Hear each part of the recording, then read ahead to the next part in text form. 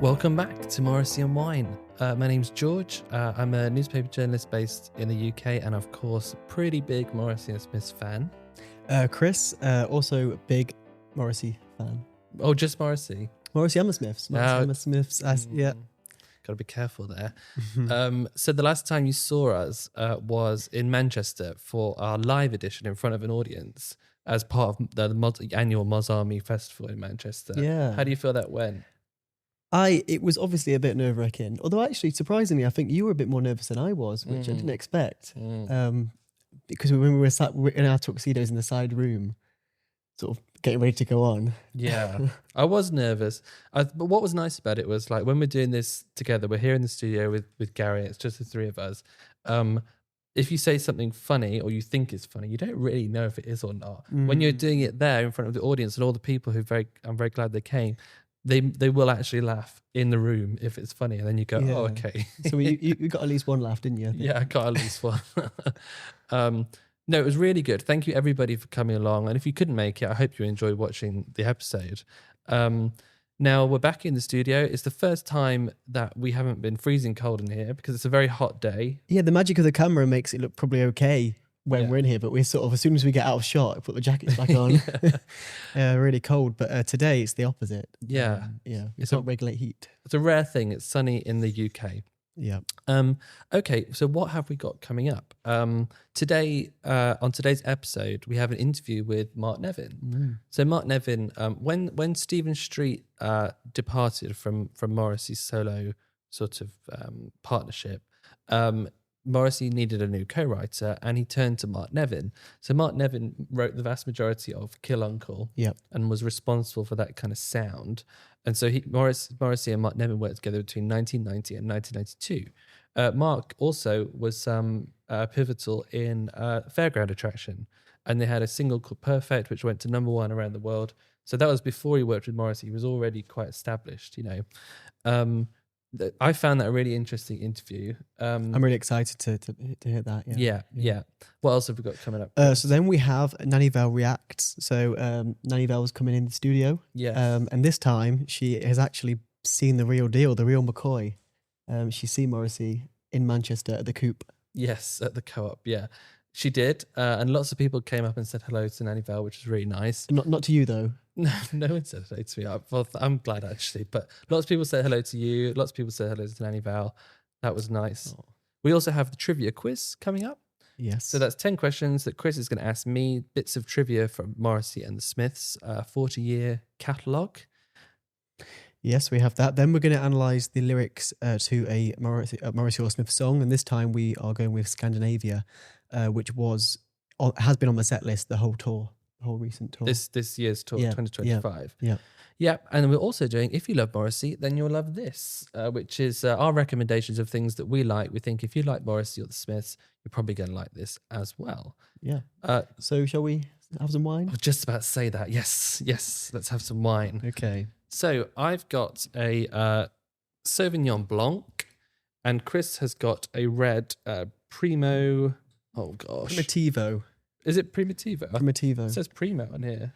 Yeah, I think that's short. I think it's a Primitivo wine. Okay. Do you want to read the notes for mine? Yes. Okay. So in the heel of Italy's boot, you'll find Puglia, the home of Primitivo. It's a big, plush and velvety wine with ripe flavours of, can you taste this? Cherry, raspberry and red currant. You picking up on that? Yeah, some of it. Such a bullshit. There's banana in there as well. Says here that a rich, meaty stew makes the perfect partner. Shall we have a rich, meaty stew on the Morrissey and Wine podcast? Oh, I don't think that'll go down well. I don't think it Maybe would. we can have a corn meaty stew. Okay, well, that's the Primo Appassimento. And yours is a... I was just going to say that yours were both around £10. Yes. Yours was $9.50, was it? Or yeah, I think so, yeah. Mine was like $10.50. We're all about mid-range wine here at the Morrissey and Wine podcast. Now, do you want to read mine? Mine's a Sauvignon Blanc. Yeah, so it's it says here, crisp and zesty. A crisp and zesty number.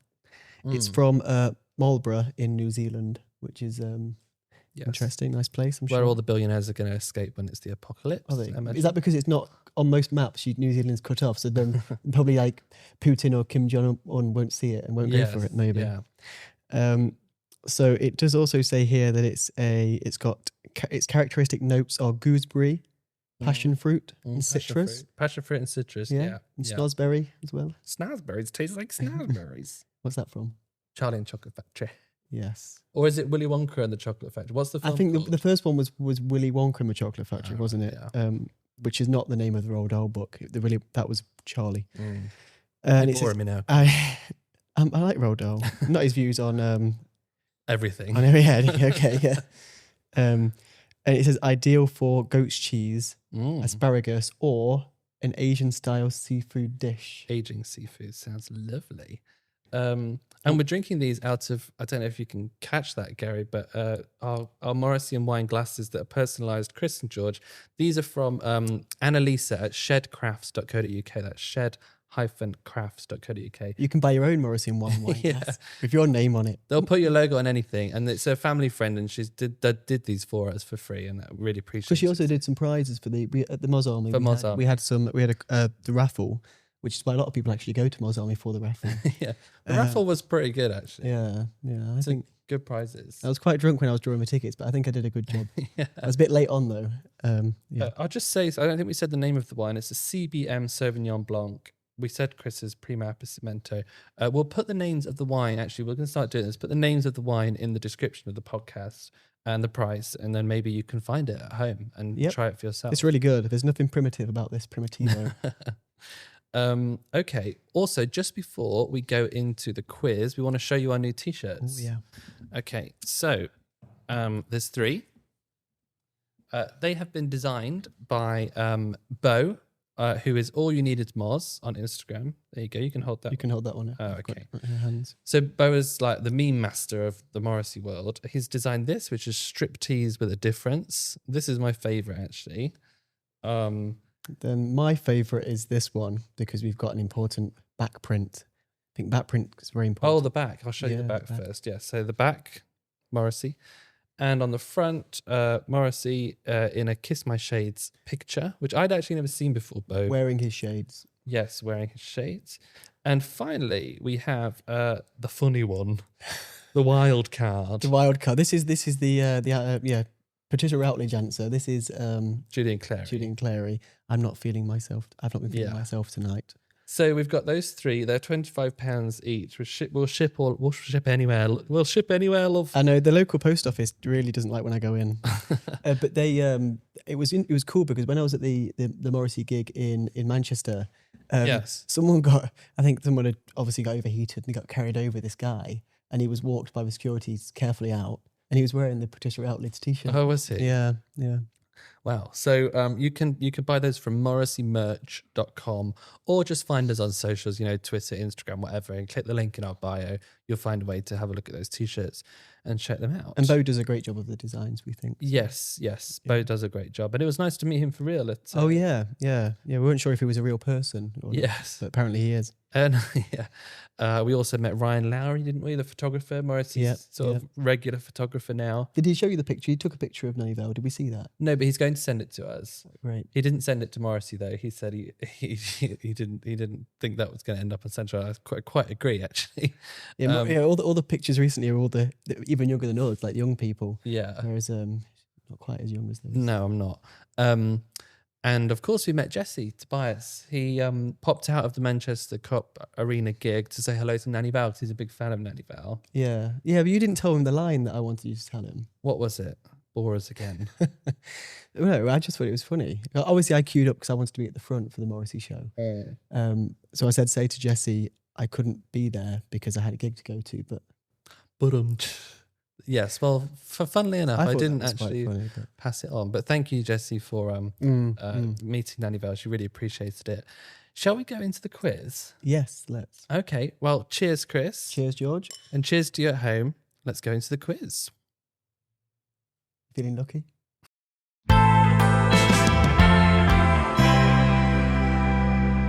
Okay, so it's time for the quiz. Yeah. So in the last episode, the live episode, I quizzed, you quizzed me. Yes. And now I'm quizzing you.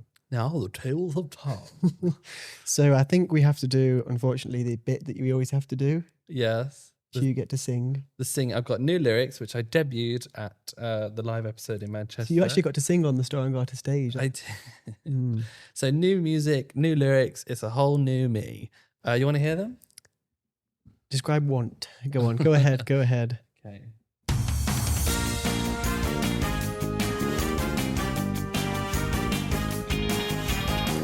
This is your chance.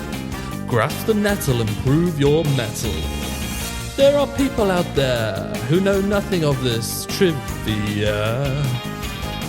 You've waited all your life. It's quite sad if you stop and think. Never mind that. It's the Morrissey quiz. Hey? Cheers. Hey. Hey.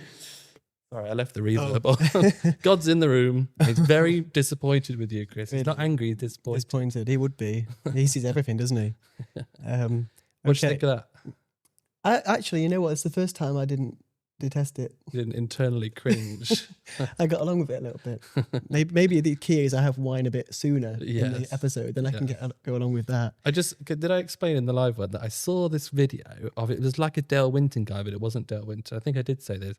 And he did this song like this at the start of a game show, and it was just so perfectly cheesy. And I can never find it again because I don't know what to type. I've typed in cheesy game show, speak singing. Nothing comes up. I'll have to find it because it is. I do think. Obviously, I think you're very funny anyway.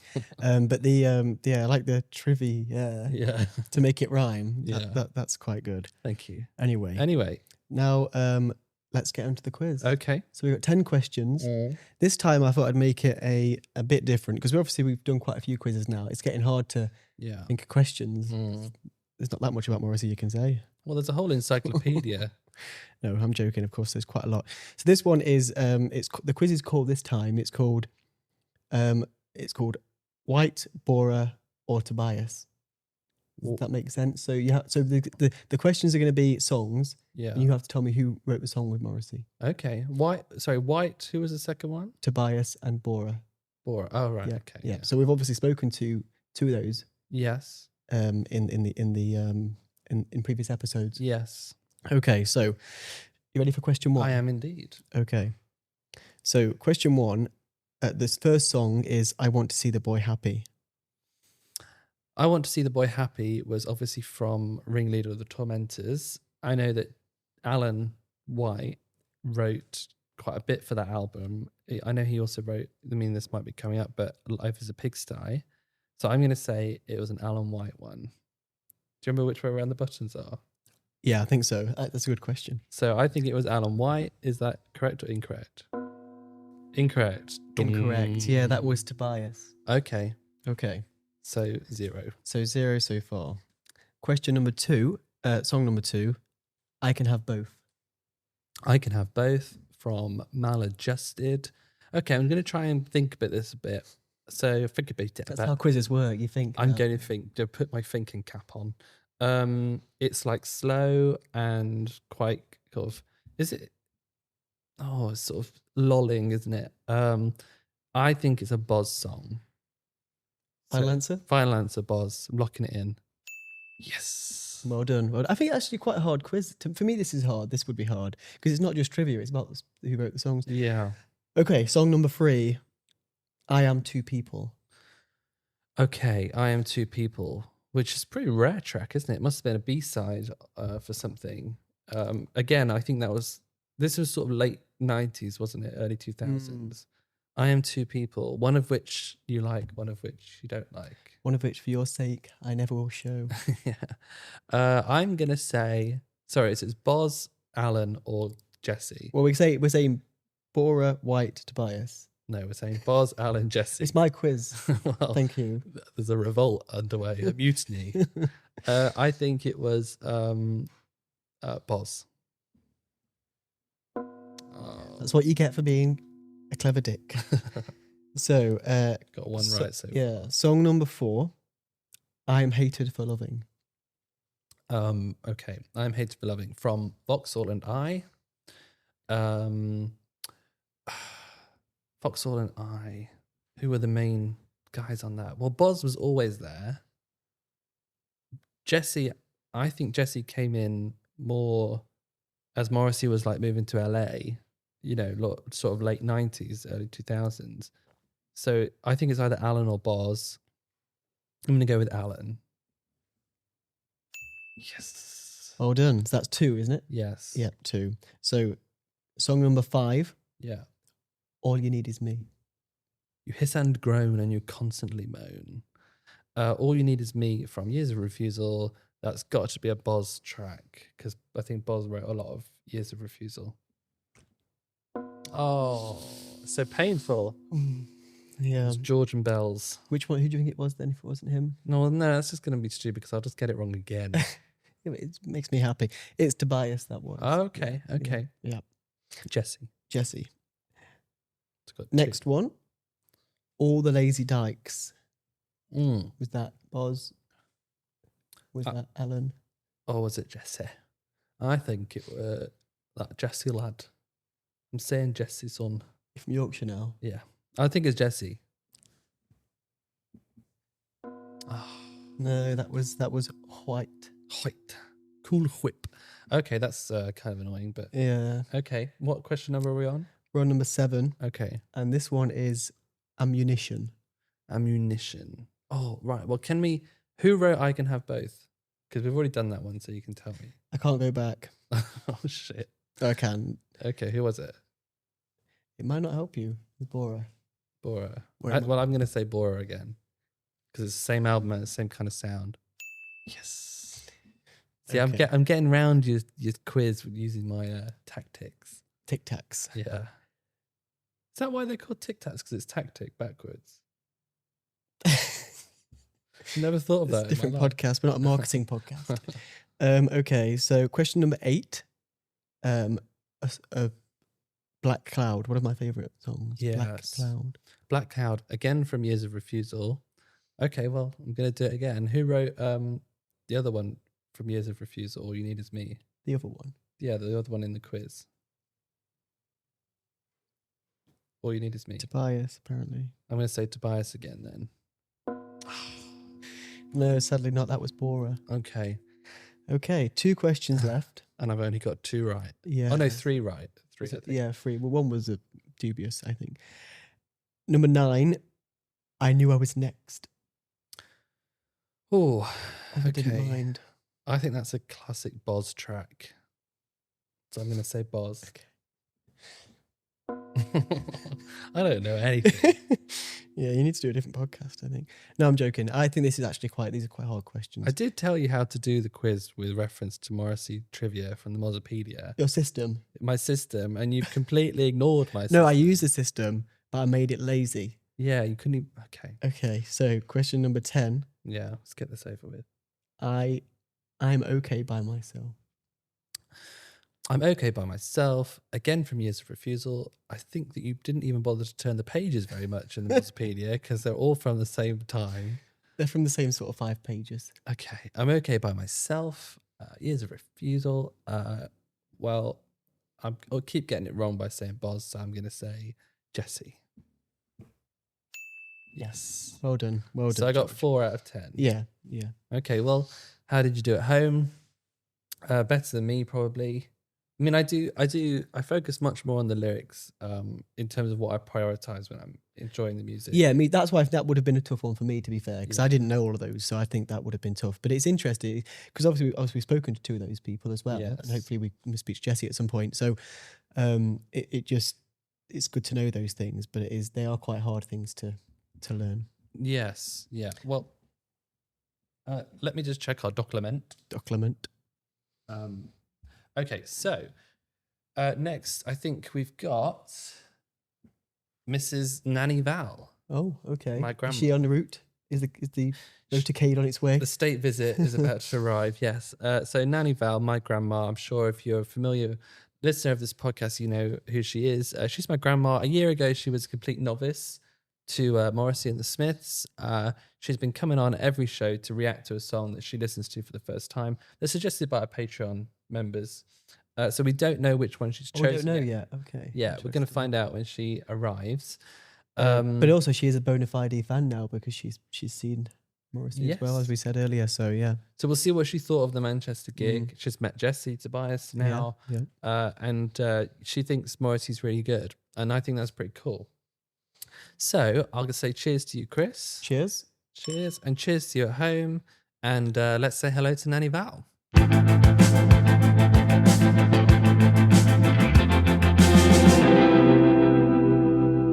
Welcome back. Nanny Val is in the building. Hello, how are you? Fine, thank you. Good, good. So did you enjoy the Manchester gig? I really did. Yeah, it was great. Yeah, quite an experience. Yeah.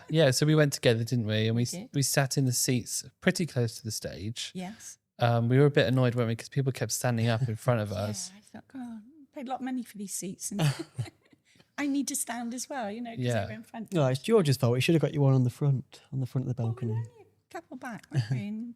I'm just going to move this microphone of yours over a little bit, Nan. Sorry. That's okay.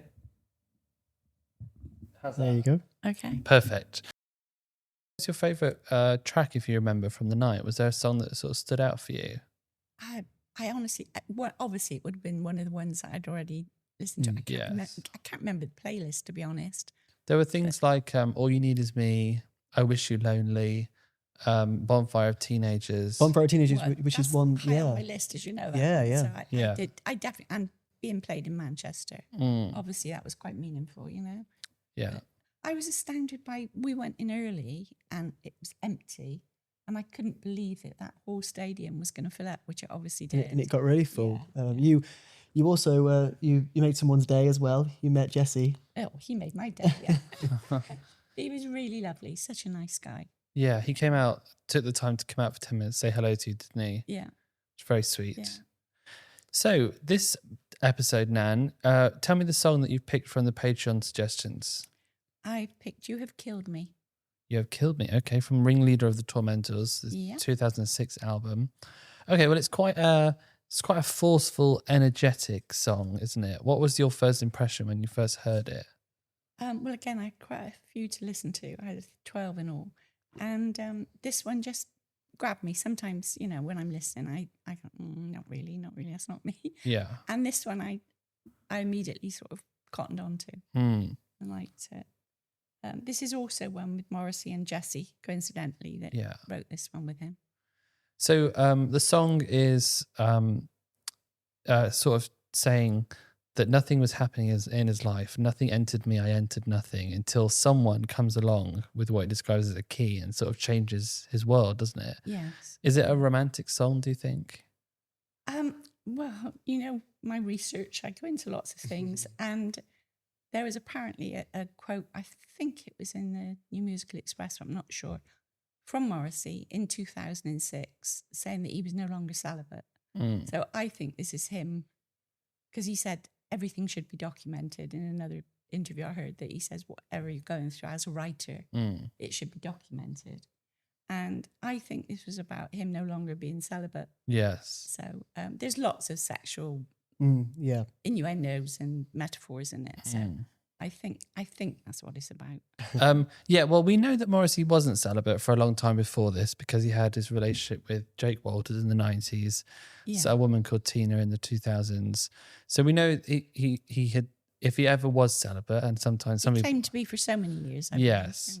But I think you're right to point this out, because the album there's Dear God, Please Help Me, isn't there? Which is also about a sexual relationship, I think. And, you know, after it happens, he walks through Rome and his heart is free, you know. So I think that is a key bit of the song. Yeah, and this was a time when he spent in Rome.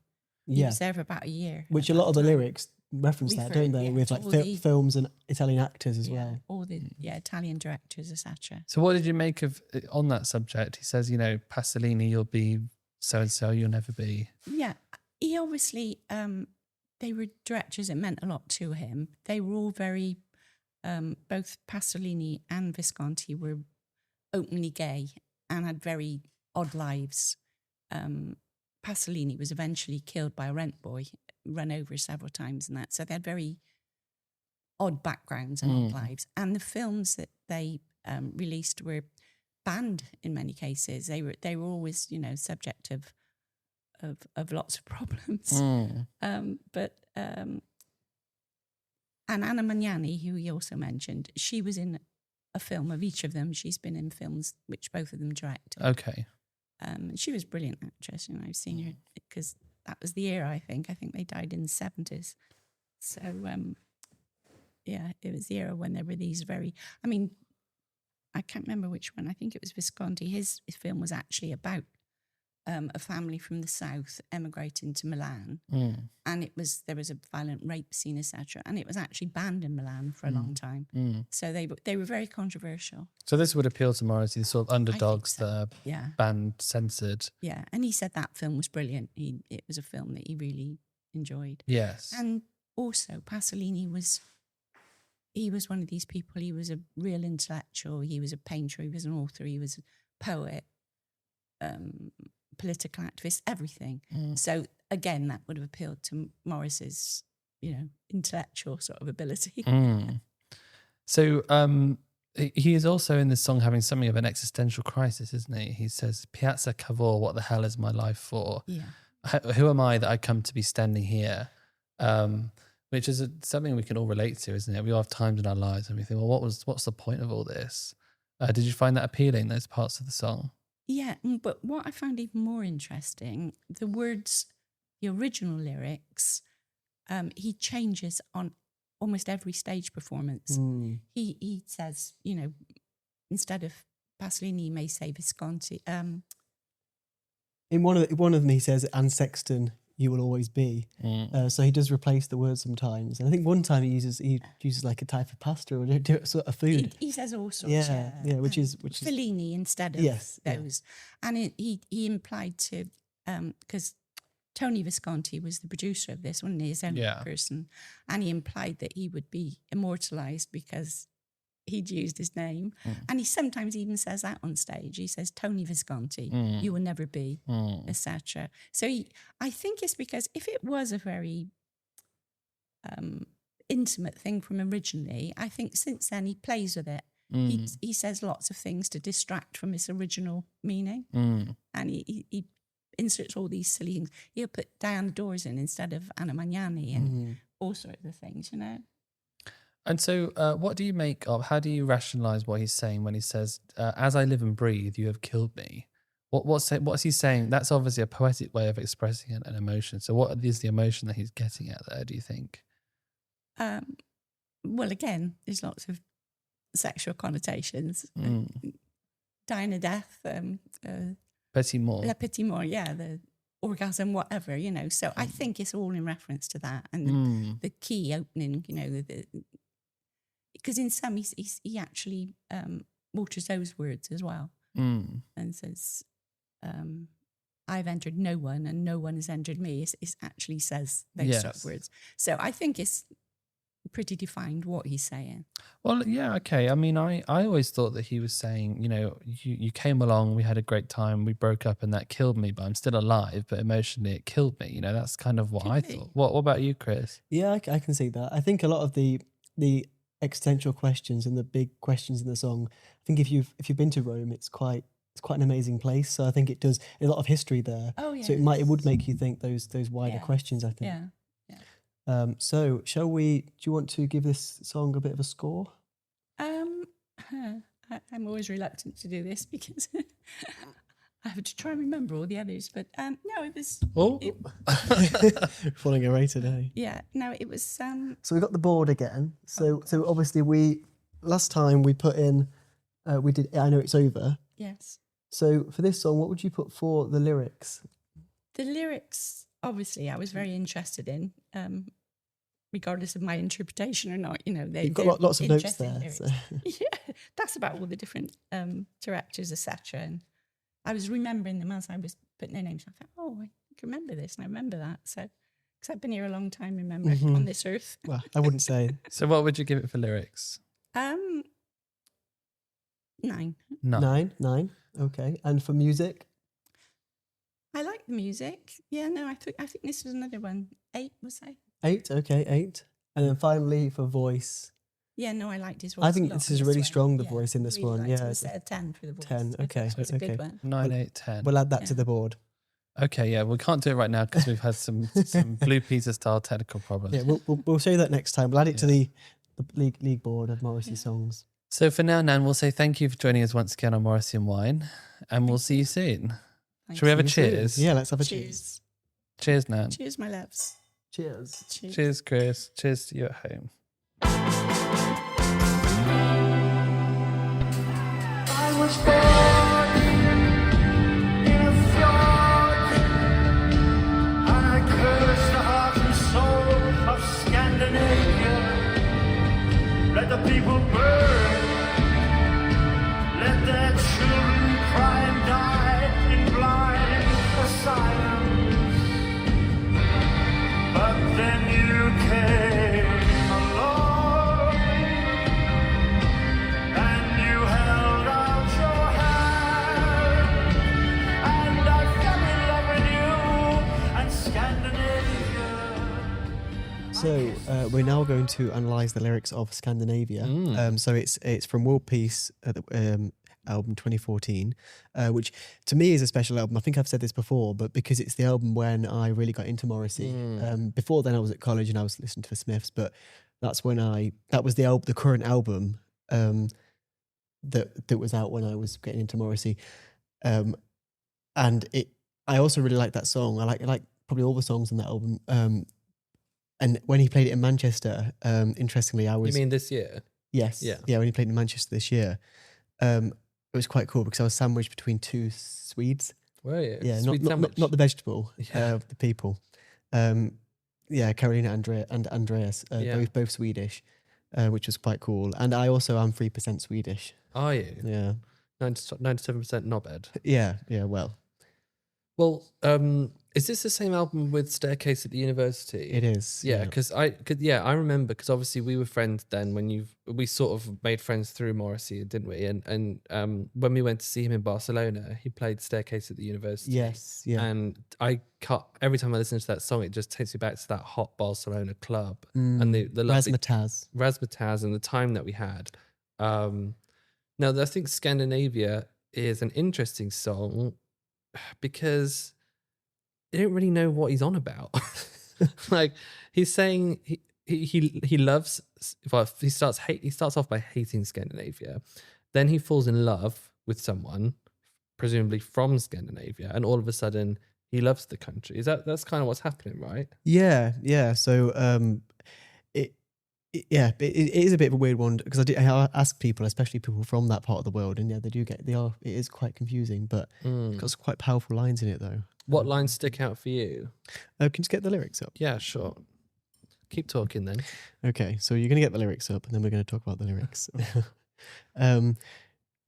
So yeah, I mean, one that I really, the one really interesting lyric is where he says, "I eat the soil." Yes. That stands out, doesn't it, in the song? Because a lot of the lyrics are, "I fell in love with you and Scandinavia," which are, really powerful lines, but I eat the soil. He says, I kiss the soil, I hug the soil, I eat the soil. Although Yes. recently in live versions, he said, I would eat the soil. Eat the soil, yeah. Making it more of a metaphor, I suppose. I think, so Morrissey does talk about shores and beaches and land and sand, doesn't he? I have seen many shores from another song. Yeah. There's the one about the river do you know the one I mean? Look in the river and you will see. Drag the river. Drag the river, yeah. Geographical kind of land masses and things. And here he's taking a very direct approach to that and saying, I would literally eat the soil because I love this land so much. Yeah, and Morrissey has got a big following in Sweden and Scandinavia. From what I understand, in Stockholm, they have they do a birthday party for Morrissey every year. Right. I don't think Sweden is in Scandinavia though. No, it is. Okay. Do you know what Scandinavia is, George? Not really. So it's just Denmark, Sweden, and Norway. Oh, I know what I'm thinking of. Switzerland isn't in Scandinavia. No, that's landlocked in the middle of Europe. I honestly, I'm so bad at. I don't think I listened to any geography lessons at school. And the difference between that and the Nordic countries is that you add Iceland and Finland to make it Nordic. Right. Yeah, but Scandinavia is also Nordic. Yeah. So he also has this line, "Stab me in your own time" in Scandinavia.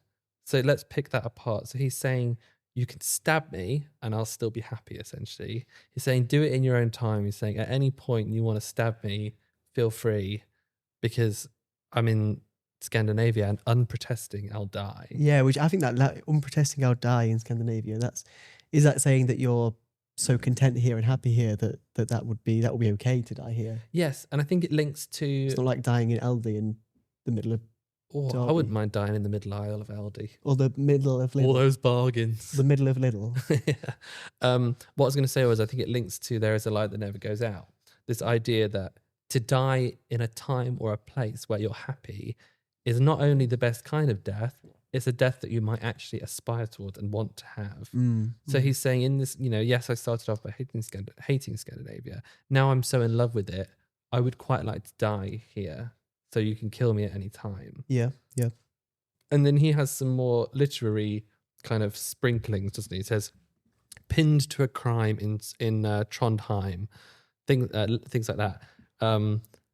So I think that always makes you think of like Nordic noir. Now I know you've told me now that Scandinavia and the Nordic places are different. Well, it's the same. Oh, is it? There's a small difference, but Okay. But if you're from Scandinavia, you're also from the Nordic countries. So yes, "Pinned to a crime in Trondheim," Nordic noir. That's what I'm thinking. It's like those murder programs, isn't it? Yeah. And what do you think about "Let the people burn, let their children cry and die in blind asylums"? Yeah, that's an interesting one because it almost goes back to when he's talking about people from Pittsburgh, Pennsylvania, like sort of is quite, but sort of as if he didn't like that place. But then he's saying he does like this place.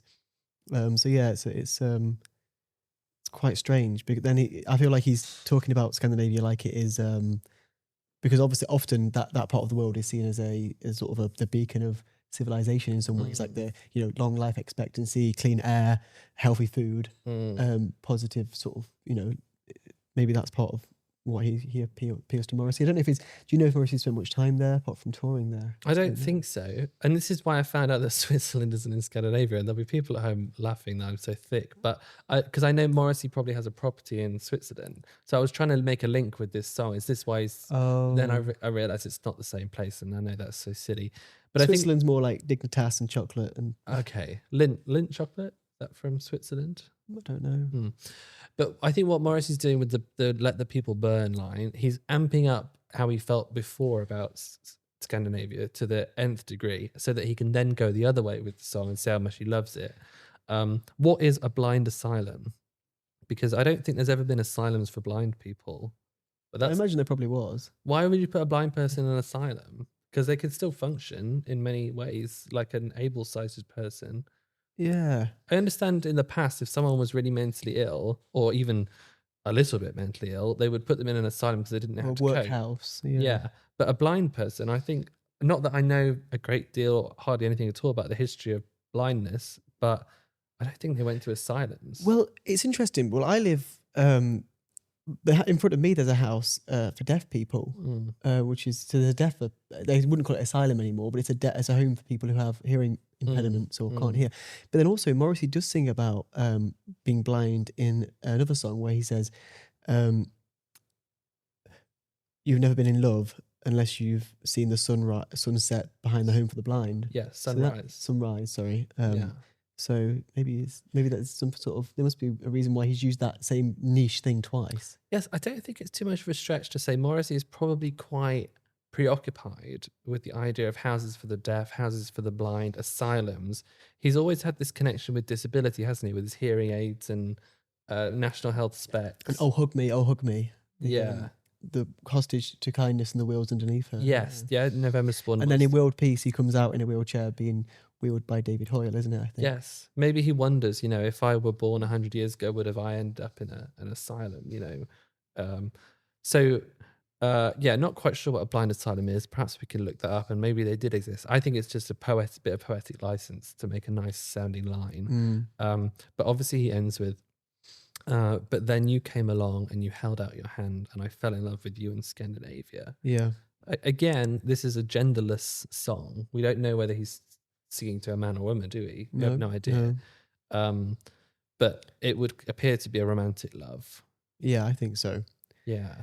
And there's another line that I wanted to talk about. It's I despise each syllable in Scandinavia. I think that's really funny. Yeah, I do as well. Because have you seen, in Blackadder, where in one of the scenes he says a silly bull, like because he doesn't know what the word is. I think silly. I always think of that when I think of the word syllable. Yeah. Silly bull. He also brings in gods. Now Morrissey likes to refer to gods, not God. Even though I believe he's Catholic, he seems to have this belief. I think you would call it what's the opposite to monotheistic? Can't remember, but he believes in plural gods. Pluralistic. Yeah, doesn't he? Yeah, So he says, yeah. "I praise the God who made you, yeah. who made you." And in other songs, he talks about gods. But then of course he has other songs like "I Have Forgiven Jesus," which is all about Jesus and God, the Christian one, monotheistic God. But I quite like that because I think Morrissey's quite well travelled. He's seen a lot of different cultures. Yeah. He understands that the world has lots of different religions, and that must have informed his view on the fact that there are several gods. Of course, there are several gods. Many gods throughout history. I mean, I recently watched The Heretic. Did I tell you I watched it on my own? Oh, really? You're quite brave because George is really what's a nice word other than pussy? But you are a bit of a Scaredy cat. Scaredy cat, yeah. Yeah. You are a bit of a scaredy cat. So I'm surprised you watched that. But it's a good film. The first half's good. The second half gets a bit classic horror. Yeah. But the first half feels quite clever. I like in The Heretic, it's played by Hugh Grant, and he invites these kind of Mormon missionary girls to come to his house, and he traps them, and he gives them this sort of monologue on religion. Almost like a lesson, isn't it? Really? Yeah. He's trying to give a lesson, yeah. And he points out that the Jesus character that we know is repeated in dozens of other gods previous and religious figures previous to Christianity. And this is a fair point. And I think it's okay. I'm Christian, that's my religion, but I understand that probably it's quite sensible to accept that there's lots of gods. And I think Morrissey's quite a sensible thinker. You C of E? Me? Yeah. No, I'm not part of a particular church. No, you don't like organised. No. You like disorganised chaos religion. That's when it gets a bit ropey. No, I just think if you grow up in this country, as I have done in the UK, you are basically a Christian. Your ethical system is Christian. Yeah. Everything, your goals and ambitions tend to be wrapped up in Christianity. When you think about the afterlife, you think it's a Christian heaven. I just think at the end of the day, you might as well just accept it. Yeah.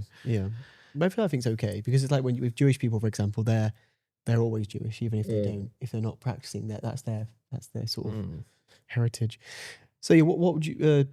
So did you like this song, George?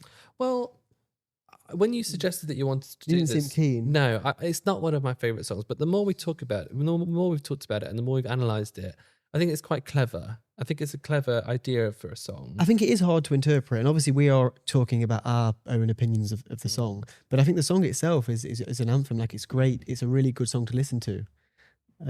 So that's why I'm really into it. So where are we now?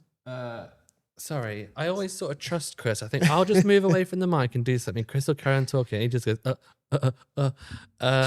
Yes. Okay. So how's the wine? The wine, honestly, this is really good. I think this is great as well. And let me just remind myself what the tasting notes. They said passion fruit, gooseberry, and citrus. I can taste the passion fruit and the citrus for sure. Did mine say black currants? It said, cherry, raspberry, and red currant. Red currant. Okay. Well, I can taste that. If you could get your hands on this wine, I would recommend it. We'll put the name of the wine in the podcast description. It's pretty good. So, we're going to go into If You Love Morrissey, Then You Love This. Yes. I'm just going to take a brief moment to let you know about our Patreon.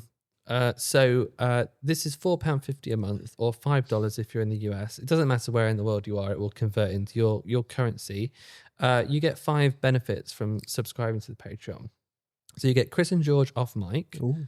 So that's a bonus episode every month where me and Chris talk about some different subjects in detail, sort of a bit more like honestly what we really think about stuff, because we know we have a small Patreon audience that's listening to it. I mean, last time we did Desert Island Discs, didn't we? Yeah. So we talked through the discs that we would take to Desert Island, and that went down pretty well. You can get full unedited interviews with our guests. So this month we're going to be doing a 20-minute version of the interview with Mark Nevin, but the full interview will be available on Patreon.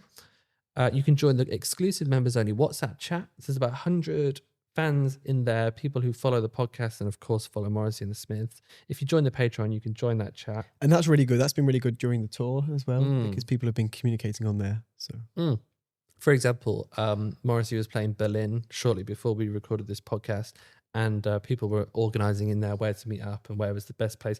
And it's good because usually there'll be someone in the chat who lives in the place where the gig is happening. absolutely, yeah. So yeah. they'll say this bar's good or whatever. A couple more benefits. You get regular deliveries of Morrissey and Smith's badges. So about every year, every 6 months, Chris gets his badge maker out. It's not a badge, it's a professional badge maker. It's a professional badge maker.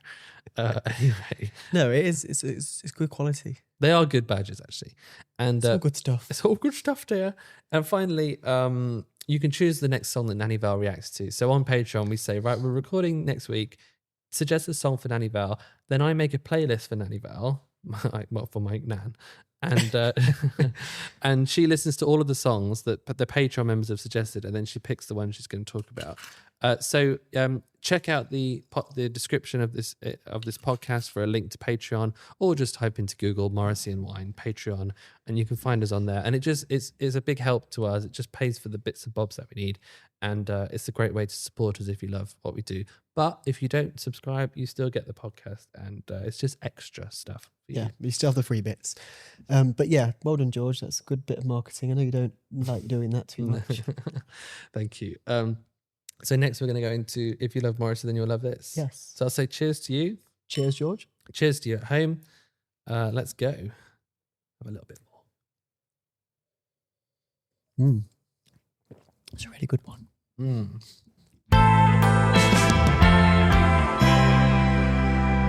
So now we have got If You Love Morrissey, Then You'll Love This. I think all of my favourite podcasts have recommendation sections. Okay. And that's why I wanted to bring this in. So the idea is like, it's not directly linked to Morrissey. It's not necessarily something that Morrissey himself likes, but through that Venn diagram of our interests, if you like Morrissey and the Smiths, In the middle. yeah, then these other things might come in. Who wants to go first? I'll go first. Okay. Okay, so my recommendation this month is a cookbook, actually, or I suppose a influencer who cooks. I could say that. So the book is Soph's Plant Kitchen. SOPH. Yeah, Soph, as in Sophie. So Yeah. Soph's Plant Kitchen. Yeah. I first I really enjoy cooking at home. I think it's just quite therapeutic because you just relax. Almost the opposite of Morrissey, who just does toast, apparently. Because there was the importance of being Morrissey where you go round and you just get a slice of toast. Yes. So not quite like Morrissey, but she's vegan, so that's where the link comes in a little bit. And she also does food that's quite well rounded as well. Because I think that's really important as a vegan or as somebody who doesn't eat meat, to make sure you get like protein and the right sorts of foods as well. So does she have a cookbook? Yeah, she has, which I bought recently. It's you can buy it from I guess from her Instagram, which is I think Soph's Plant Kitchen. And that's what the book is called. Yeah, as well. it is. Yeah, and it's honestly, I've got loads. My shelf's almost falling down because the amount of vegan cookbooks I've got. But this one is really good, and it tells you how much protein's in the meal, so you know you're getting the protein as well. Yes. So I think that's really important because a lot of vegan food can be junk food or food that's just accidentally vegan. Yes. But this is she puts a lot of thought into it, so I think it's a really good cookbook. And I actually made some cake which you've not tried yet. Gary tried it. I don't know, Gary wants to say, was it okay, the cake? Well, yeah, fantastic. He said fantastic. Yeah. But yeah. And he's just collapsed. Oh yeah. And so is there a standout recipe from this influencer cook that you really like? Yeah, so there's quite a few recipes in there that I've done. All of them have been good. A good Caesar salad, actually, which I've never had as a vegan before. Love a Caesar salad. But my favourite one actually was, which we discussed earlier, paella. Yes. And it's really, really, I love paella. I think anyone who's grown up as sort of in being British, being sort of working class sort of or upper working class, middle class in Britain, you've always Spain is the way where you go on holiday. So I know as a kid going to Spain, and paella was just obviously is their national dish. Yes. So yeah. Speaking of holidays, we have that theory, don't we? That the more middle class you are, the more horrible your holiday has to be. More painful it has More to painful. be. Yeah. Like you have to go hiking or skiing. Yeah, or- like no real working class person goes camping. No one in my family's ever been camping, really. It's like the posher you are, the more horrible your holiday has to be. Yeah. Unless you're an aristocrat, and then I think you just summer in the south of France, don't you, and Sounds lounge around. nice, So yeah. working class and upper class people know how to do a holiday. Middle class people just punish themselves on holiday. Yeah, they have to get all the gear for Yeah, things. yeah. And they have to get like those bodyboard things and do all horrible things like that.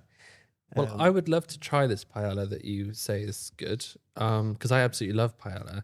So is it a vegetable paella? I Yeah, presume? but it has what's called tempeh in it. What's that? So tempeh is basically tofu, but the beans are less, I don't know, there's less processed or sort of not as, they're more whole beans. I think it's a soybean product, but it's really high in protein and really good. And yeah, so it's also got some asparagus, I think, some broccoli, petit pois. Petit pois. Mange tu. Mange tu. Petit pois, which is obviously much superior to peas. Okay, so that's Soph's Plant Kitchen. Yeah, which I think is a great book. Yeah. And I made loads of recipes in there now, and they've all been really good. Okay, brilliant. So what's your recommendation? Well, sorry, I'm scratching my ear on camera. Nice. My recommendation is an album. And the reason why I'm suggesting this album is because the lyrics are so good. And I think if you love Morrissey and the Smiths, one of the main reasons is going to be because of the lyrics. Yeah. Also, this album is a bit of an underdog in the sense that when it came out, most people thought it was shit.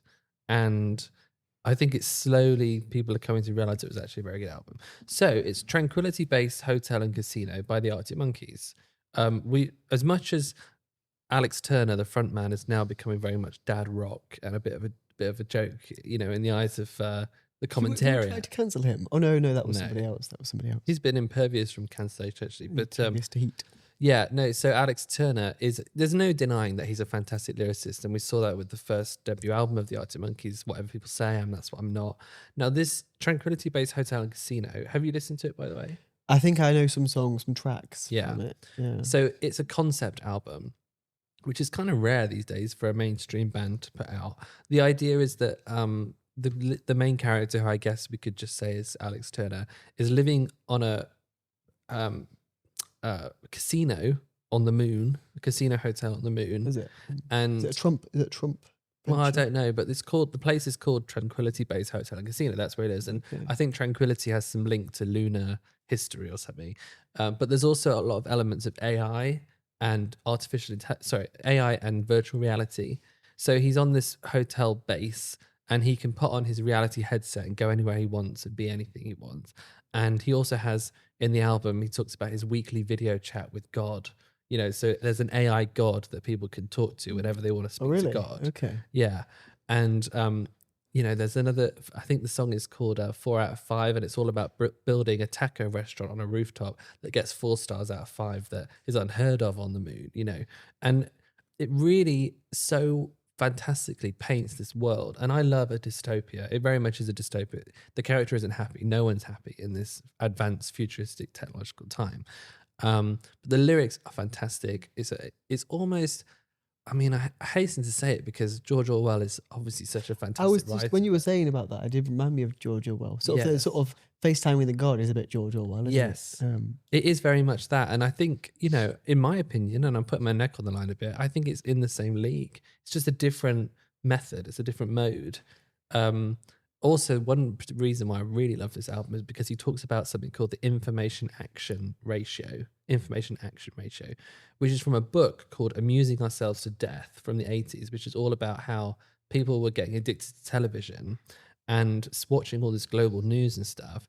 And the information action ratio is how much information do you have? A lot. How much action can you take? Very little. So the ratio is off.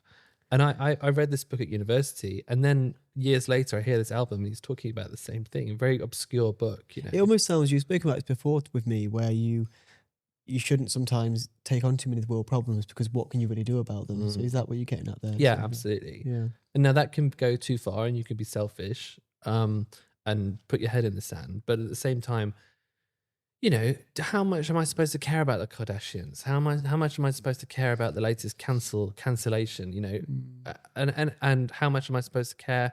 Well, that's a difficult thing to say, but how much am I supposed to care about every conflict in the world and every now?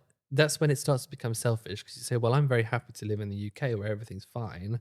Well, one day that's going to come knocking at your door. Yeah. Well, interestingly, you say that because in the other podcast you recommended to me recently, the War Game. the War Game, in that they actually mention that we almost become sort of like soft in the UK, where we don't need to worry about those things, and we think, well, we'll just spend all our money on health and education, which obviously, you know, in an ideal world you would do, but almost like, because we've done that, we're not ready for those things, because we don't really think it's ever going to happen, because the stars and stripes will come and save us. Yeah.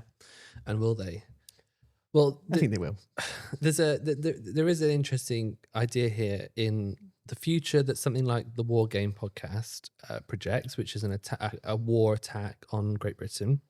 There's Alex Turner's idea of the future, which is this horrible dystopian technological world where nothing's real.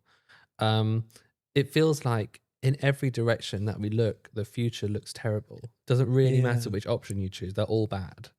And I think that's why I love this album, because it says, okay, well, it might be scary, but look, this is what it would sound like, this is what it would look like, and this is how people would be. Yeah. And like I say, I think it's a very Morrissey thing to have an underdog album that everyone thought was crap, like Kill Uncle. Yeah, which is very relevant to this episode. Yeah. And now I say everyone thought Kill Uncle was crap. That's not true. And in fact, in our interview with Mark Nevin, which is coming up, he points out that I think it was a Melody Maker was very enthusiastic and said, this makes a Smiths reunion irrelevant.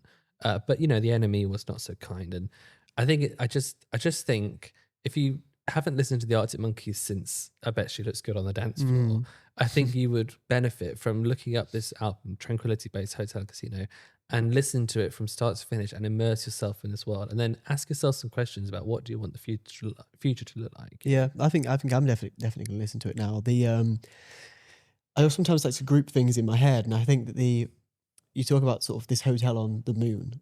It's almost a bit like, you know, in the Lou Reed song, Satellite of Love, where he says, straight up to Mars, soon it will be filled with parking cars. Yeah. So it reminds me of that, where as soon as humans can get somewhere, they're going to turn into a car park and a gift shop, and a hot dog stand or something. Yeah. So we have Chris's recommendation, Soph's Plant Kitchen. Which, cookbook, and she's got, I mean, you can probably get most of the recipes on the Instagram, but the book is really good. Yeah, I'm going to follow her. I am. And mine is Tranquility Base Hotel and Casino by the Arctic Monkeys. Both pretty accessible things. You can stream them or find them on Instagram. Yep. So what have we got next? Well, next we have the big one. So it's the interview with Mark Nevin. Yes. As we said before, Mark Nevin was Morrissey's main co-writer between 1990 and 1992. Wrote the vast majority. I think the wine is getting to me. Is it? The West. He wrote the vast majority of Kill Uncle, and replaced Stephen Street when Stephen Street left. Yeah, who we've also spoken to, and I think also with Mark Nevin. I'm really excited to hear this because recently I've been because George often changes the motion and changes the how we're doing things halfway through, like in the live episode. You embarrassed me. And we were meant to think of a song that we've been listening to a lot recently, and mine was related to Mark Nevin because it was Born to Hang, which was unreleased. Born to Hang. Yes. It's on YouTube, but obviously unreleased. So yeah, and I love that Morrissey song. Born to Hang. So Mark wrote that, yes, did he? yeah, it was Didn't one of know his that. songs, yeah. So yeah, Mark in this interview is really open with us and really, I really quite analytical about his time with Morrissey, and he talks about some things that he wishes he'd have done differently, things that he was happy with, and crucially, what it was like making an album with Morrissey. I think at one point here it describes it as a whirlpool of trauma. Everyone was traumatized, which from which great art rises. Yeah. So should we go into that now? Let's. And just to remind you before we cheers, the full interview will be available to Patreon members, and if you're interested in signing up, check out the description of the podcast. Let's say cheers. Ooh. Cheers. And cheers to you at home, and cheers to Mark Nevin, who we're about to talk to. Brr.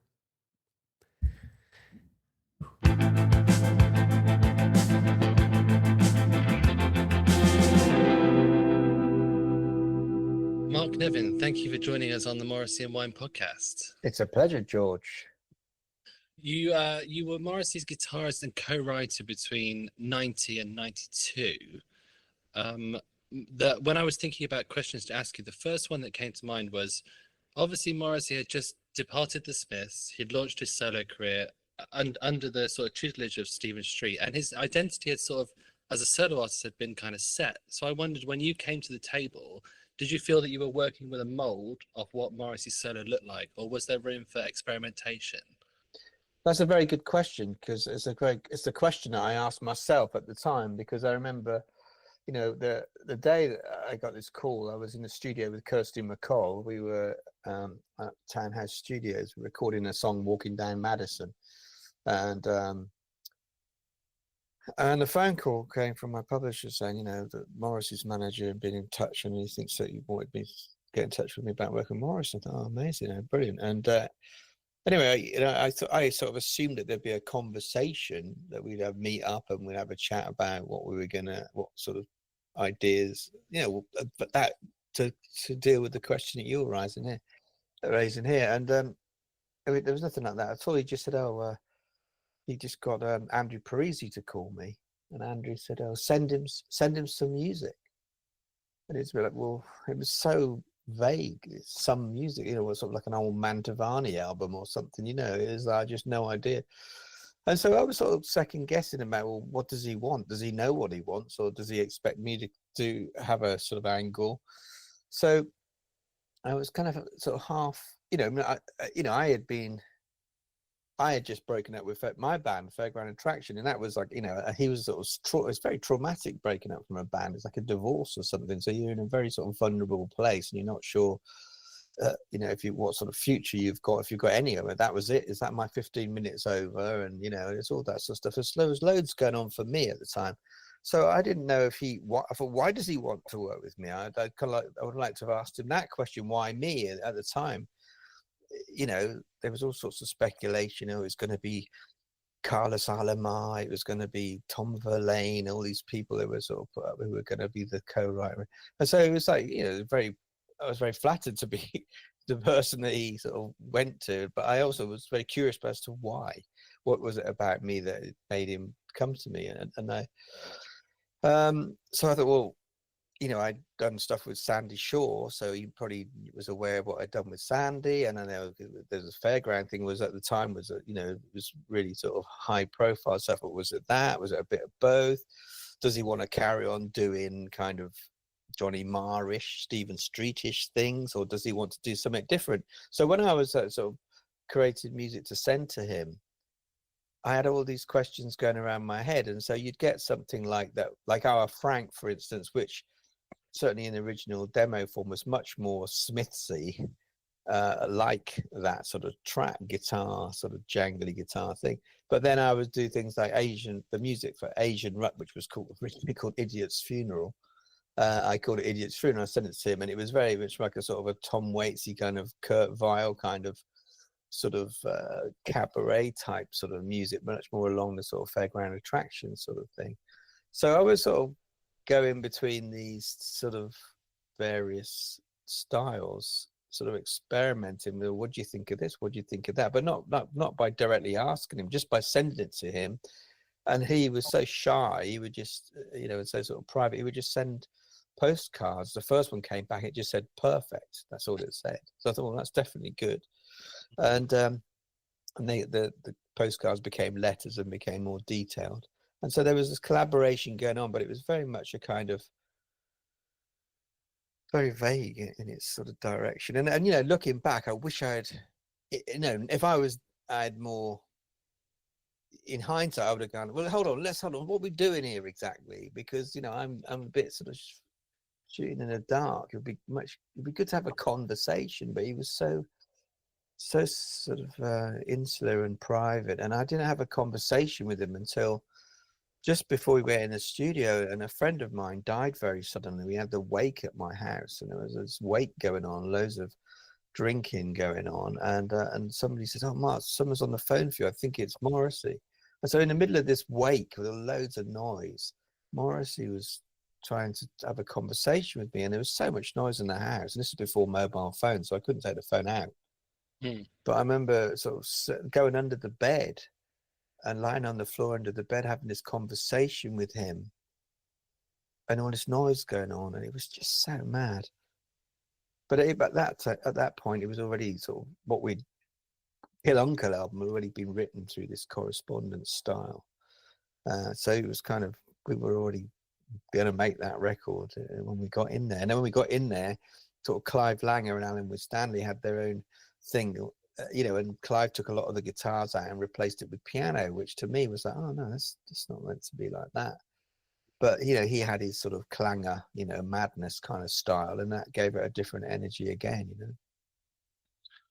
And so of those, so how many recordings did you send when it was first pitched that you might work with him? And how many of those did end up actually being used?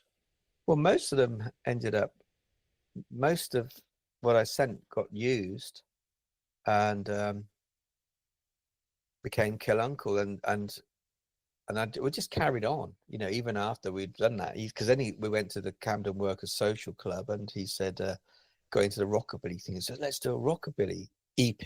There's no, let's like an album. So suddenly I started doing these things that were like Pregnant for the Last Time and The Loop and those sort of rockabilly things.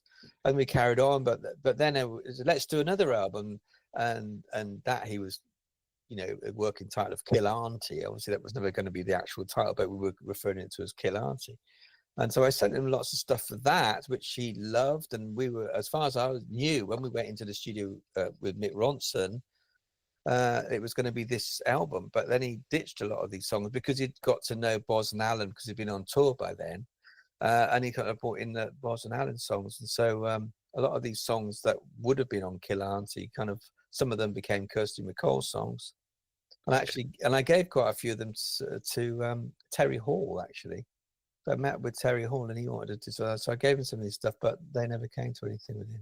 So for a period of a year or so, you were Morrissey's co-writer, main number one co-writer, and it sounds like a part of that relationship was about a sense of humor, understanding that there can be humor in lyrics and bringing that out. But I wonder if that was quite daunting for you. You sort of suddenly realized one day, oh, I'm Morrissey's sole co-writer, main co-writer. And did you feel a sense of responsibility? Was it daunting, or was it just all good fun?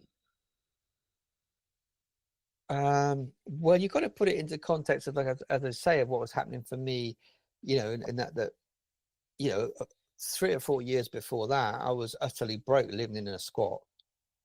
And then I had my first song I ever got released was Perfect, and it went to #1 all over the world. And we won the Brit Awards, Best Single and Best Album. First band ever to do both album and single. Only Coldplay, Blur, and Adele have done it since. It was like going 0 to 100 miles an hour, very, very quick. And then poof, it exploded. And I was like, ah. And then next thing, Morrissey's in touch, and I'm this guy. Oh, well, never saw this come in. So it was so surreal. And it was very odd. And I wished now that I was in a better. Well, we were both not in a good state personally, and I haven't seen Morrissey for years, and I would love to see him now as a human being. I'd love to just go for a cup of tea and have a chat with him, because I could never really do that then, because it was all like this whirlpool of trauma, and he used to come to my house. So I used to, someone's at the door. I opened the door, and Morris would be standing there. Oh, hello. And these days people don't really turn up at people's houses like they used to. And it's, oh, come in, and I'd sit there, and he would be very shy, and he wouldn't say anything. And so when somebody doesn't say anything, you end up talking a load of rubbish. Do you know what I mean? And so I'm there because I'm just sort of filling up this awkward space. And it was very strange. And I think he really wanted to be friends in a way that I couldn't really be to him at that time. I always think that song, You're Going to Need Someone on Your Side, was kind of directed to me. when he says, you got the weight of the world's on your shoulder. Well, you're going to need someone on your side. Well, here I am. You don't have to look so pleased.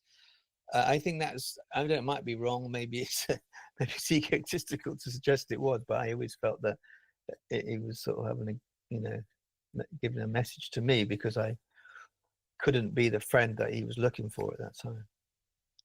And so when you think back to this Morrissey, who was shy, wanted friends, was interesting and nice, and then you see the picture of Morrissey that's in the press where he's semi-cancelled, kind of derided generally by the media. Do you see a mismatch between those two things?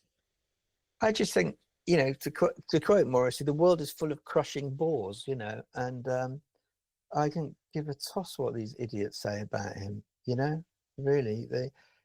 They're just so self-righteous, virtue signaling, crushing bores. It's going to take care of your own business before you just, they just want to bring people down, and people at the bottom want to bring people at the top down because they're envious, and they, and it's very typical of negative things about the way that British people can be sometimes, is to build somebody up just so they can knock them down. And they made him into a sort of almost godlike figure, and then they sort of did the hatchet job on him. Well, screw them all, that's what I say. And so if we think back to Kill Uncle, where you wrote the vast majority of the tracks, it was at the time not really very well received in the music press.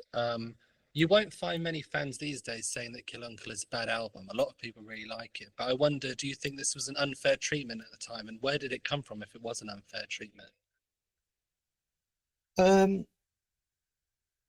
Well, it was mixed, actually. I always remember the NME I think it was terrible, and the Melody Maker was absolutely brilliant. I think it was David Contact. I can't remember who it was. Said something like, "This makes a Smith reunion irrelevant," which I always remember is the highest praise you could have given it at the time. But I think it was, I think if he'd have done something with Tom Verlaine or somebody like that who was hip, it would have got better, just because of all the kudos that someone like that would have brought to it. I think that bloke Unfair Attraction, It's Got to Be Perfect wasn't cool. We weren't a cool band, and but anyway, it's more like true to Morrissey's spirit, the way he liked Sandy Shaw, and opposed to Dusty Springfield. He was always loved pop music. And you just can't waste your life worrying about what people think about what you do. You've just got to make the music that's right for you at the time, and take it on a chin if they don't like it, and take it with a pinch of salt if they do. So we had Your Arsenal come after that, as you said, codenamed Kill Auntie. You wrote a lot of tracks for that album, and then I believe it turned out that Alan White had come in and actually he'd replaced a lot of the tracks. What was your vision for that album? Would it have been quite different to what we actually ended up getting with Your Arsenal? No, it was very similar in the sense that, because Morrissey called me and said, "Who do you think we should get to produce the next record?" And I said, "Well, what about Mick Ronson?" Because Mick Ronson was on my absolute guitar hero growing up. I saw David Bowie when I was 13 at the Colston Hall. I sat on the stage in the choir stalls. I was like 4 foot away from Mick Ronson playing a solo on Moon Age Daydream. It blew my mind, And I said, "What about Mick Ronson?" He said, "What a great idea. Can you get hold of him?" And so I thought, well, I didn't really know how to go about that, but I did manage to get hold of him, and we had this meeting in my front room. It was very funny, with the two of them, Morrissey and Mick Ronson, sitting opposite each other on his sofas. It was like a really strange situation, and because I wanted it to be much more guitar based, because Clive's a great producer and everything, but I felt that all the piano stuff and everything was kind of at odds with the way I'd seen it. So I was keen for him to bring a producer in that was going to be heavy on the guitars, and so Mick just did it. We got Mick to do it, and then Boz came around one day. He said, "Oh, can you show me the chords to this song?" Which I know is going to happen someday, because it's got all these chords. And then he had this cassette with all the songs that was going to be the new album, and it was only the two of mine that were on it. I said, "Where's all my songs gone?" I said, "Oh, Morrissey's not doing them; he's doing these now." But it was just because he was hanging out with them. I were on tour, which was a sort of natural and evolution, and I got no problem with it happening or with them for doing it. It's just life moving on. So then I went down to Woolhall Studios in Bath, where they were recording, and I recorded I Know It's Going to Happen Someday. It says produced by Mick Ronson on that, but I was the person in the studio. Mick wasn't there when that happened, and he mixed it, but I was the producer really on that track. And but they played You're Going to Need Someone on Your Side, which they'd already done, and I thought, God, it sounds fantastic.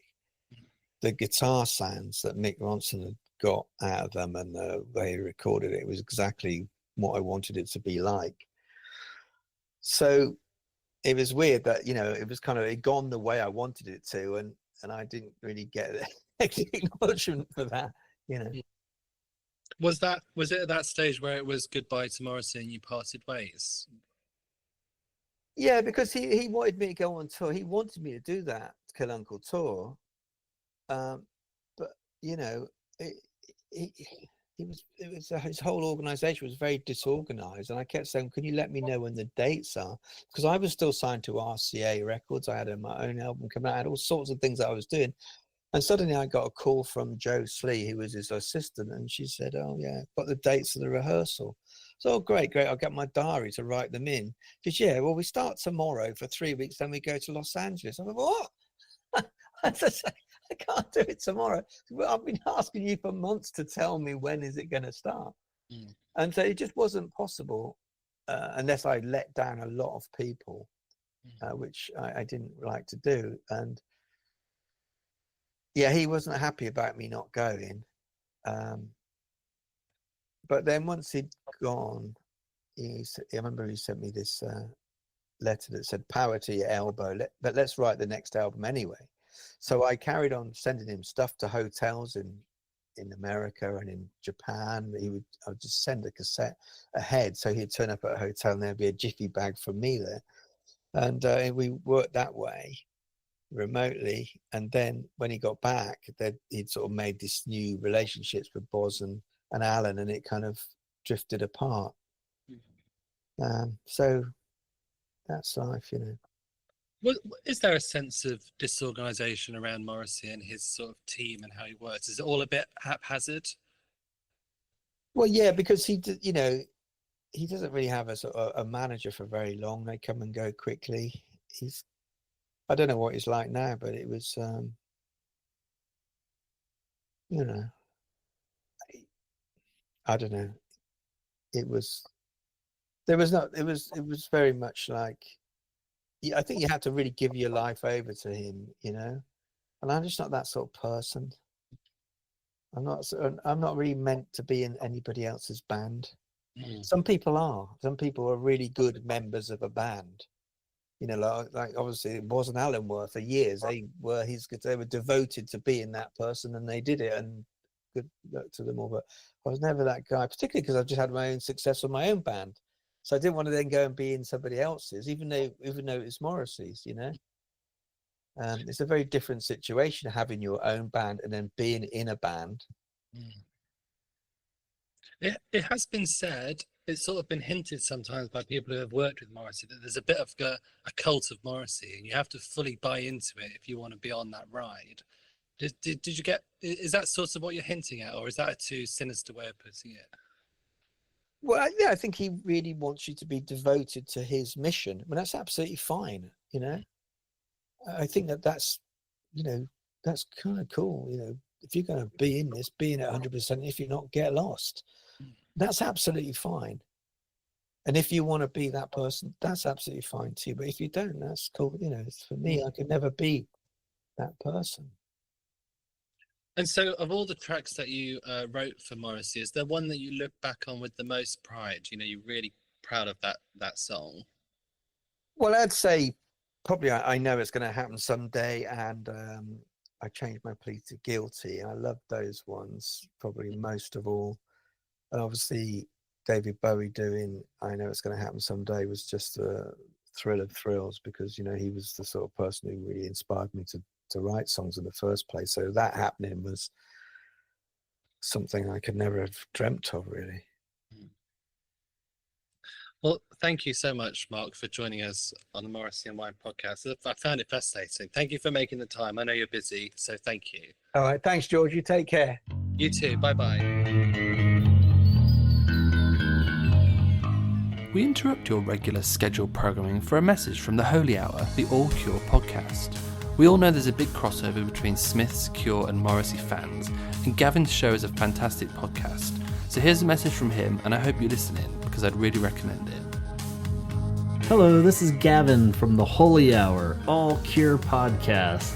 And despite differences between our beloved Morrissey and Robert Smith, we're taking a hunch that there may be some listeners out there that also want the best of both worlds. So if you enjoy the one artist full immersion format that Morrissey and Wine do oh so well, come on over to the Holy Hour and join us for some in-depth Cure talk. We cover everything from album and album anniversaries to Cure fan origin tales and so much more in between. And you can find and listen to us everywhere that you stream podcasts, with over 275 episodes to backtrack through. Thank you so much to George and Chris for providing the world with this much needed quality Moz and Smiths podcast. Keep up the great work, and although the Cure will always be my number one, in my own sick way, I will always stay true to Morrissey.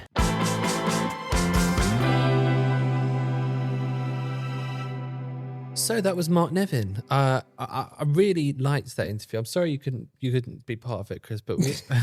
He's very selfish. George just keeps the good bits for himself because he doesn't want me to get too starstruck or ruin it in front of the real celebrity. So that we could say that. I mean, the truth of it is that sometimes there's only a specific time. Mark's a busy guy and he could only do it at a certain point, and he couldn't do it when we were meeting in the studio. So he gave us his time. It could only be done at a certain time. That's why Chris wasn't in it. I mean, obviously it's better that Chris isn't in it, but what did you think of the interview? I think it was great. I think it was really interesting. I think the thing that stood out for me was that the lack of communication with Morrissey. Yes. Like this guy's doing producing songs for Morrissey's album, and he hadn't really even spoken to him until they were actually in the studio. Yeah, they hadn't getting postcards, which obviously we know that Morrissey did postcards, but it's just ultra eccentric because it's like not like this isn't the most important thing going on with Morrissey. Like his next album, it's the biggest deal, surely. Yeah, but still, he wanted to communicate in that way. I think it was also interesting that Mark seemed to think that Morrissey wanted to be better friends with Mark than really he did, than he was able to do at the time. And he said that he thought that you're going to need someone on your side. May have been written about him, Mark. You get this impression. I don't think it's so much the case these days, looking from the outside, but at the time, Morrissey was so shy and so socially awkward that even when he wanted to be friends with someone like Mark, he couldn't bring himself to do it properly. It is really interesting that, because when you see Morrissey now, like we saw him in Manchester just and Glasgow and Dublin, I think because he's so witty and sort of owns the stage, like, he's like a beast on the stage. He owns it, like it's his, like, he's the person in that room. Yeah. It's hard to imagine somebody like that could be shy. Yeah. But then but that also does relate. I do feel like I can relate to that, because when we did the live podcast, which I was really, both of us were sort of bricking it for that. Yeah. Afterwards, Gary, our producer, and I think Nanny Val as well, and a few people said to me that it seemed very natural, and you couldn't tell that you were nervous, which was really weird to me, because I really was. So maybe you can't always tell that from somebody. Maybe not that you're intentionally masking it, but it doesn't come across. Yeah. And maybe that's with Morrissey, because you don't think of him as being shy now. But then when he walked into, there was a video of him walking into the Glasgow show, and he sort of puts his hands in his pockets and sort of keeps his head down. It's hard to imagine somebody like that is then owning the stage. Yeah. I think also this insight into Kill Uncle, it was a whirlpool of trauma. Everyone was damaged in some way, and everyone was plodding through. And I found that interesting, because when you listen to Kill Uncle, there are dark moments to it, but it sounds like quite a fun album and quite a lot of jokes in it and humor, you know. Yeah. But it's tears of a clown, isn't it? I mean, often people who are struggling quite a lot mentally will create very funny work, very bright, sparkly work. Yeah. So thank you, Mark, for joining us on the podcast. You didn't have to do it, and you did, and we really appreciate it. So we're just about to go off and record Chris and George off mic. Yep. It's half an hour bonus episode where we sort of a bit more private, and it's just for Patreon members. And if you're interested in that, Private, not our private parts. We're not naked. no, it's not only fans, it's Patreon. That's coming next. Yes. So all we have to do is say thank you to Gary. Thank you, Gary. Cheers, Gary. Of Red Eye. Gary's production studio is called Red Eye. It's based here in Derby. If you have a look on our Instagram, you can see it says produced by Click Red Eye. You can click that link and see more of what Gary does, which is a lot. So thank you to Gary. Do we have to do anything else before we finish? Any housekeeping? But you've enjoyed I think this is actually Housekeeping. what housekeeping. I hate that when you sort of have to then like come out the bed sheet and say, don't just come in. go, no, like really rude. Oh yeah, you remember that one? What was that? I don't know, Staying Spain somewhere. maybe. No. Oh, we were quite hungover. But I would like to say that this is the best wine we've had. I actually think this is the best one I've had. Yeah, this is good. I don't know what happened. Well, because last time we went a little bit expensive because we misread the prices. This time we stuck to the £10 roughly, and they're both really good. And this time the guy in the shop didn't look like a wine specialist. No, he Whereas looked more normally like- they look a bit like they know what they're talking about. He looked like a surfer. He had like a bit of blonde highlight in his hair and some piercings. Yeah. I think he was on work Warm experience. gin. Yeah. We sampled some warm gin. So Anyway, yeah, I do think this is the best one. So I think get this wine, Primavito. yeah, check it out in the description of the podcast. Yeah. All right. Well, for now, we shall say cheers. Cheers. Cheers to you at home. Cheers. Thank you for joining us once again, and Godspeed. And God bless Scandinavia. God bless Scandinavia. Ciao. Didn't like that quiz. You're not? No. Was you doing it very well?